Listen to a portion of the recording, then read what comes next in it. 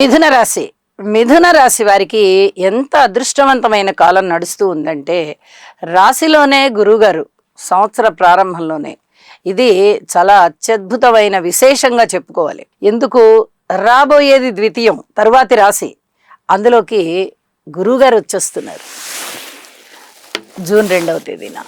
ఎప్పటి వరకు ఉంటారు అక్కడ? నవంబర్ 1 వరకు ఉంటారు. ఇంచుమించుగా 8 నెలలు పూర్తి కాలం అక్కడ ఉంటున్నారు. అంటే రాశిలోనూ ద్వితీయంలోనూ కూడా చాలా చాలా అద్భుతమైన ఫలితాలు ఇస్తారు ఆయన. ద్వితీయంలో ఉచ్చలో ఉంటున్నారంటే అది మాటలైన విషయం కాదండి.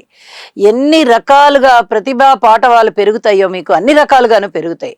మరి మిగతా గ్రహాల మాట ఏమిటండి అంటే, శనిగారు దశమంలో ఉన్నారు. కర్మకారకుడు ఎప్పుడైతే ఉద్యోగ జీవితంలో ఉన్నారో మన అదృష్టం ఎలా ఉందో అక్కడ కనిపిస్తూ ఉంటుంది. ఎక్కువగా కష్టపడాల్సిన పరిస్థితి ఉంటుంది, దానికి తగ్గ ఫలితం ఉంటూ ఉంటుంది. అయితే అది ఎదుగు బొదుగు లేదా అంటే మీరు కాస్త సంతృప్తి పడే విధంగా ఉంటుంది, కానీ చాలా గొప్పగా ఉంది అనేటట్టుగాను ఉండదు, అలా అని తీసిపారేసినట్టుగాను ఉండదు. అంటే ఇక్కడ గురువుగారు ఇచ్చేటటువంటి తృప్తి ఏ విధంగా ఉంటుందంటే అన్ని విషయాలలోనూ, ఉద్యోగ జీవితం కానీ, వ్యాపార జీవితం కానీ, లేదా వివాహ జీవితం కానీ,